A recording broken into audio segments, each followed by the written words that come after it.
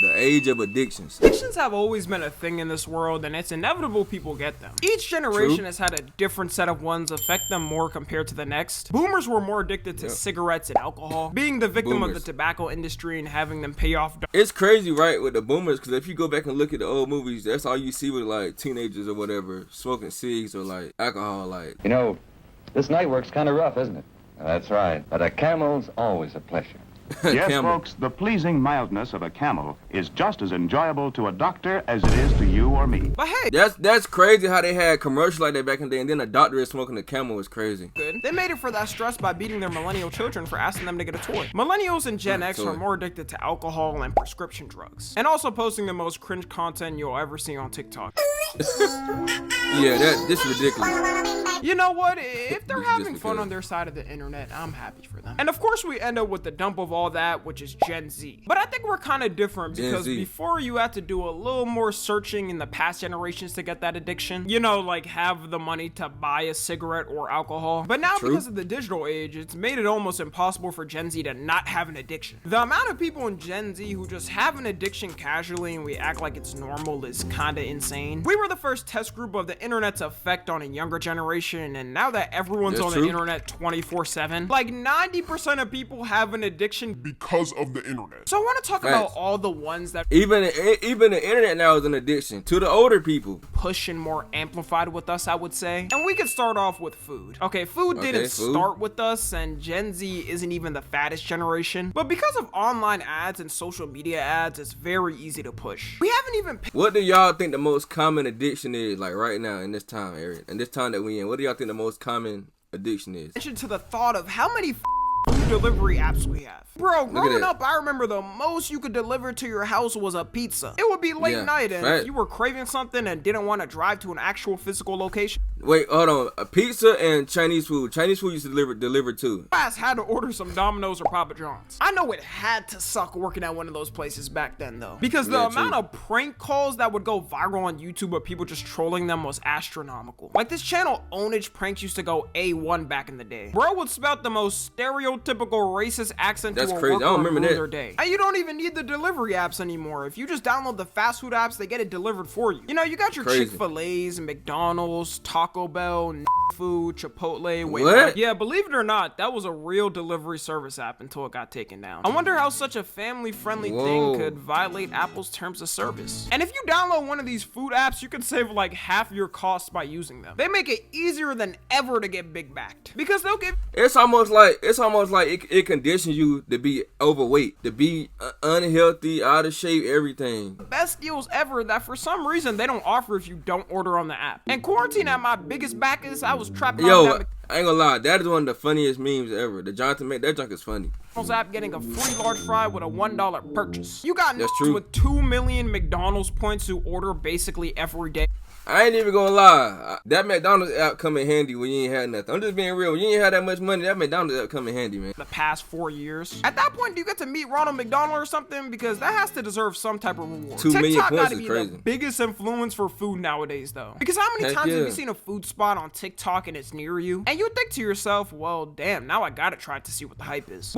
Oh, even the food reviews now, like you scrolling, you see somebody with a crab boil or a pizza, Papa John's, the new Takis meal from Wendy's, like you automatically want to go get it. Even if you don't have the money for it, you want to go get it. Like nowadays, everyone's go-to when looking for food is going to TikTok to see what the people are saying is the best. I always think how insane Keith Lee's come up was, and it shows how big-backed we really are. Because he quite literally will go to a food spot, give a review, and all it takes is a God damn, that's good. And the whole restaurant is fully booked up for the rest of the year. True. That's not a diss either, by the way. You know what I'm saying? We have for Keith Lee over here. It's just the influence, man. You got those mukbang videos that became popular where they're eating gargantuan masses of food. I learned that some people watch these because they want to feel like they're literally eating the food, but their stomach can't take it, so they watch someone else do it. I don't know what the fuck is wrong with them. I just get sick and want to yak out a car window after looking at these. If you eating like this, you dead ass abusing your stomach. My boy Matt, shout out to Matt Stoney, man. I like Matt Stoney content. Next we got vaping. For all the people who watch me vape, hey, yo, this vaping thing, I think they got a ban in my state right now on the vapes. Like, I think they just passed it. I think they're gonna pass it on the 4th of July, I think, today. Not today, tomorrow, which is Friday. Yeah, it's out of control, man. I'll let you know you're bigger than the vape. So do me a favor and put it down for your health now. Put it down, man. and pick up a cigarette like a real. I always find it so insane that our generation was bombarded with PSAs about smoking and the harmful effects of it. Everyone ended up thinking we wouldn't be affected by it as much and be a much more. Oh, what about the commercial where a woman used to have a thing in her throat, the hole in her throat when she had it? Man, yeah, that commercial used to scare me. Generation. Until they release flavors with the name Mango Cherry Freeze and Fortnite carts that no one knows the origin of to change minds instantly. I knew our generation was going to be the most addicted to it when I would walk in the school bathroom and casually see two in a stall with clouds of smoke coming out of it. And you'd have some dude on lookout paying attention to the sound of the jingling of keys to tell if a staff member was around or not. Then they start fumbling around and waving the smoke around to try to hide it. That's crazy. It's like we all lived the same life, because I remember people doing that in high school too. That's crazy, man. I didn't even know how bad it was at first though, until I found out kids in elementary school are doing it too. As a kid in elementary school, where the f are you getting the money to even afford that? Are you selling your rare Fortnite skins or something, then ordering them on eBay? According to statistics, 3.5% of middle schoolers in America vape as well. Low-key, we gotta... It's not even surprising no more though. Like with this generation and the time we in, it's not even surprising to see that no more. Back those scary anti-smoking ads. Because I remember when I was a kid being terrified of the thought of smoking. They would show the diagram of a healthy lung versus smoker lung, and I would have nightmares for the rest of the week. Yeah, and that was scary. You can't quit at any time. If you're somebody that has to sit there and reason with your friends like you're making a deal on Wall Street that you can, then let me introduce you to the last stage of grief. Okay. It's okay to accept the fact that the rest of your friends are going to live amazing, willingful lives until 80, 90, or 100. And at 40, you're going to drop randomly in your kitchen after those Mango Cherry Freeze chemicals reach your heart. And weed smokers, where y'all going? Cause y'all ain't safe from this either. In general, I think out of a weed smoker and vape smoker, the weed smoker is usually more healthy. Mainly because the product doesn't have mysterious chemicals imported from a factory in Beijing. Nowadays, though, they be lacing the hell out of that weed, so I agree. I was about to say that the weed nowadays is not the same how it used to be. Like, it's so much stuff that go into making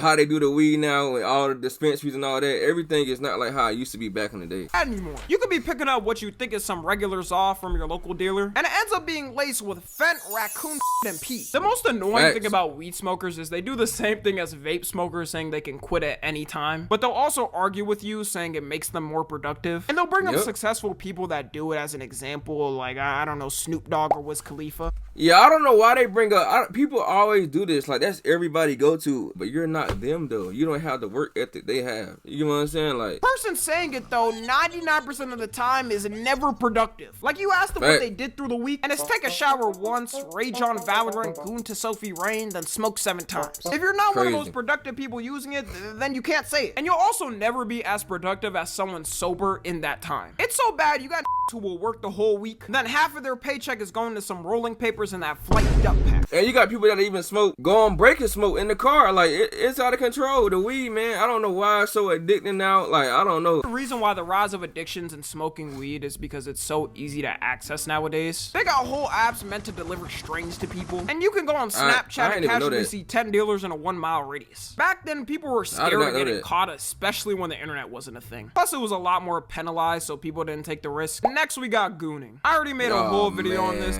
Here we go with this, the gooning. Why? Where did that name even come from? Like, gooning, like what is that? We don't gotta spend a lot of time on this, but the algorithms nowadays more than ever are meant to fuel horniness. Like, have y'all ever opened your Instagram feed or TikTok feed and they're literally throwing it in your face? No. Don't forget about Twitter. How many times I click not interested, it doesn't work. I think they have the button there just for fun. The best platform I see optimized where I don't see it is YouTube, because my algo was built brick by brick. It still happens though, trust me. Like, somebody watching this probably got some freaky AI chatbot ad. But on Instagram and TikTok, they purposely don't listen to me. I just want one person to do some research on these algorithms and see if they got a horny piece of code written in there. A lot of people also talk about why were we so sad. Like I said, man, it's all designed for that. That's how it's seen now. At a young age, which is kind of true, you know, when I think about it. It's a mix of things. One being the internet, although it's not as bad as now. Like, a Gen Alpha kid with unmonitored access in 2025 is probably gonna win this corn at the age of 7. Probably a mix of us looking at these Disney stars when we were kids and thinking of some freaky. The crazy thing to me was the shift of how OF stars and corn stars were perceived. Back then, I remember when a girl got leaked, it was the worst thing to happen to her life. Like her whole sacred temple was exposed to the world. Or just somebody ousted us doing that line of work. They would never want that info out. But nowadays, if you see a link tree in that bio, it's like a if you see a link tree, 9 times out of 10, I'm gonna say 9.9 times out of 10, you got a OF link. If you'll see a OnlyFans link or not. It's just a casual thing now to see someone naked online. Never in my life growing up I would think someone I went to high school with would start one, but I'm about 0 to 3 wrong, so good thing I didn't put a bet on that. Oh, and speaking of bets, gambling is next. Parlays have by themselves. I'm about to say that too, like Prize Picking, what's it called? FanDuel. The financial dreams of millions of Gen Z. Because with parlays, it feels like you're not putting much up. And if you already hate your job or you're trying to make it out, you're gonna take the risk and throw in something you can lose, like $10 or $20. But that ends up adding up, and as you keep losing, you end up losing like half your week's salary over some stupid ass prediction. My opinion is sports gambling. Now I ain't gonna lie, I used to do the sports betting too, but I stopped because I was just like, why am I spending my money that I work hard for to gamble with it? Is way more of a problem for us than traditional gambling. Like I feel like that was the problem more back then. Although we definitely got our addicts for that too. Kick as a platform is pretty much meant as a funnel to stake where you can play slots to your heart's desire. Sports betting wouldn't even be that bad if everyone doing it actually had the disposable income to. But there should be no reason your whole paycheck is going on a bet. And it's really hard to stop because when you do get those wins, you always think you could get one potentially with another bet. And I don't know about y'all, but I've been getting a whole lot more of sports betting app ads a lot. It makes no sense too because I live in Texas. I can't even gamble here. So why are they even pushing it here when it's banned? Like it makes zero sense to me. It's almost like they know people can use VPNs to do it anyways. And they be giving some crazy ass. Of course they know people can use VPN. They promoting VPNs too. This is just for you to join and make a single bet. Like who wouldn't take a free $100 to bet for just a tiny risk of forever being indebted to the app and watching every single one of the 500 bets you made in the past week? Just a tiny risk though. The sports betting industry growth is so insane when you look at 2006 it was at 141 million. Now in 2020, okay, so we're gonna say 2026, 2025. 6.1 billion. They said by 2030 it's gonna be 7.5 billion. It's crazy. Just 7 years ago, it was only $209 million, and now it's around $4 to $6 billion. If this ain't an indication of a recession, then I don't know what is. People's doing anything to get money. I guarantee there's some dads out there risking their paycheck and if their kids get to eat, just to see if the bet will hit of LeBron getting over 40 points in a game. Next, we got caffeine. I agree. And it's time to be open and honest, y'all. This is probably the thing I match closest with. My excuses, though, I only take pre-workout on days I work out, which is 5 days in a week. Not really a good excuse, though. I'm gonna say me too. I'm gonna say me too. I might get a Celsius here and there.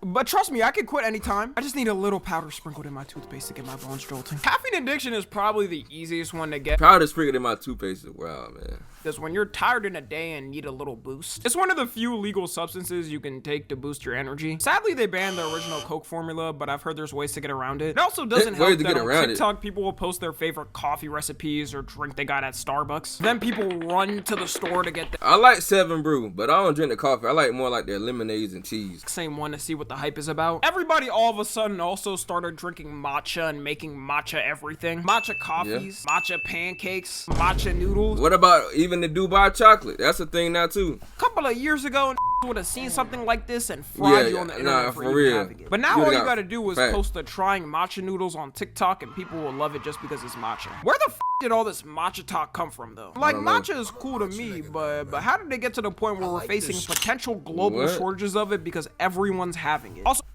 matcha, what did it say? But how did they get to the point where we're facing potential matcha shortage? Wow, that's crazy. Increased by almost 3-fold in 2010. Wow. Shortages of it because everyone's having it. Also, having energy drinks is more commonplace now. Like I remember in the past, if you told someone you was drinking energy drinks, they thought you were cooked, providing for 4 different families on a 1-man salary while getting 4 hours of sleep. Every company now, for some reason, has their own line of energy drinks. Crazy. Like who is dead ass drinking the toxic waste energy drink and the Sonic that I ain't never seen toxic waste or Sonic. That's crazy in my area. That's wild though. Chog energy drink. Actually, that last one might not be too bad. Might need to have me a grab it. I think caffeine addiction is also rising too because a lot more people are sleep deprived nowadays. It's a blessing for real if you can get 8 full hours of sleep in this time. So when people are tired, they say, why not? Let me just get 1 energy drink for the day. There is a very big risk with it though, and we can't forget. Energy drinks have only been getting used a lot more in the past. That's crazy. I work at a warehouse, so I see a lot of people, they do be drinking them Red Bulls. decades, so we still don't have long-term studies on their effects. And there's even tragic cases about it, like the case of Katie Donnell. Katie Donnell was a 28-year-old teacher and fitness enthusiast, and she always tried to live a healthy lifestyle and had a lot of caffeine through the day as one of the things. She would have 3 energy drinks a day and a caffeine supplement on top of that before going to the gym. And by the way, the recommended max amount of caffeine you're supposed to have— I'm surprised her heart didn't explode. Like, what?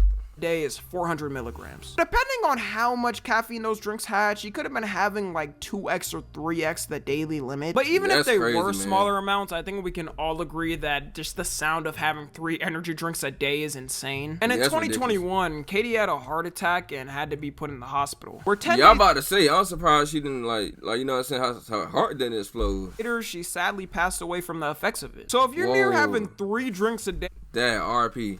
It might be time to reconsider how many you're having. The best schedule for people that do want to have caffeine is 5 days a week with at least 2 days off it. The more you have it, the more tolerant you get to it. So it's always better to have a little reset just so the effects still hit. It's also a problem too that kids are now starting to have energy drinks. When Prime released its energy drinks, there was parents complaining that their kids were— I ain't never had the Prime energy before. And it was causing problems. I don't know what type of stress these is even going through to be having energy drinks. I only started drinking them after having some adult type responsibilities. Before 18, I wasn't having them. And once again, parents strike again at not monitoring their kids, because how do they even get access to these energy drinks? Since I said I only have them when I work out, we might as well throw gym in there as an addiction. Some of y'all might think it's odd that gym is here, but if you see how fitness social media is now, you know how bad it can get. There's been a lot more of a rise in gym influencers since 2020. I'm glad the gym is becoming way more popular though, because in general, it's good for everyone's health. But the lengths some people take to look like some of the influencers online is unbelievable. It's universally known now that a lot of influencers online straight up use performance enhancing drugs to look the best. One of the biggest known cases I would say is The Rock. Everyone knows for his physique at his age, it's almost impossible for him to look like this without taking some type of— I think he does that too. I think The Rock does that too. I'm gonna be real. I mean, he's a professional wrestler, man. 9 times out of 10, the professional wrestlers are doing steroids, like performance enhancing drugs. He always denies it and says he doesn't use them, which no one believes. Because when your job is to look the best, a lot of these influencers and celebs feel like they have no choice but to take them to keep up with everyone. And people in the gym community point out all the time who may be fake or real. One of the biggest gym influencers on YouTube's job is literally predicting from years of experience what influencer or celeb transformation is real or fake. But even if the influencers doing it are natural, it's never good to compare yourself because their entire job is meant to look good. Like they could spend hours at a time in the gym every day to look like that. Meanwhile, the average person usually gets out of school. Right, the average person either, like you said, the average person either is in school or has a full-time job. Most people can't do that. Working can have 1 or 2 hours max. And it leads to people thinking they have to take the same drugs those influencers are taking. Nowadays, there's people who will show their journey through taking steroids or testosterone casually. I guess it's kind of good they're being honest, but like, can you imagine people did this for any other drug? Imagine a meth addict showing their journey of taking it through the years. And the people taking these drugs are getting younger and younger because they look up to these guys, ruining their whole body before the time to fully develop. It's okay to accept the fact that you probably won't reach their level, and if you do, it'll just take you significantly longer. Like, bro, you got decades of your life to reach that type of build if you want to. You don't gotta rush it when you're young. And the reality is, you probably won't even want to keep up with that type of physique because it'll be too much work. The last category we got, which 90% of my audience will relate to, is unemployment. Unemployment. Wow. I'm so thankful I got a job, man. Like, I ain't gonna lie, cause it's hard. Like, I know people that don't have jobs and they actually like are not lazy. New cool lifestyle that everyone's getting into. I'm 34. 34? Okay, what do you do? I am a risk taker. What? Road runner. I'm an entrepreneur. I mean, think of it. You can nibble off of someone else's work for free. Okay, I understand what he's saying, but like, don't put it in those words, bro. Like, you gotta show some proof that you actually got a business or something. Like, you know what I'm saying? Don't say I'm a road runner, I'm a risk taker. Like, okay, put it in a better way. While laying down on a couch and watching your favorite TV show. Society's become so cooked that anyone who quits their job or anyone who's applied to more than 5 and got denied just give up and decide to live that lifestyle. You even mention the word job to certain and they start quivering in fear for their life. You know what? I'm feeling pretty evil today. Let's go ahead and go on a TOS run to get me packed out of here real quick. And I do want to put a disclaimer. What you're about to hear may be disturbing. Job. Employment. Working. Career. Business. Profession. Profession. Operation.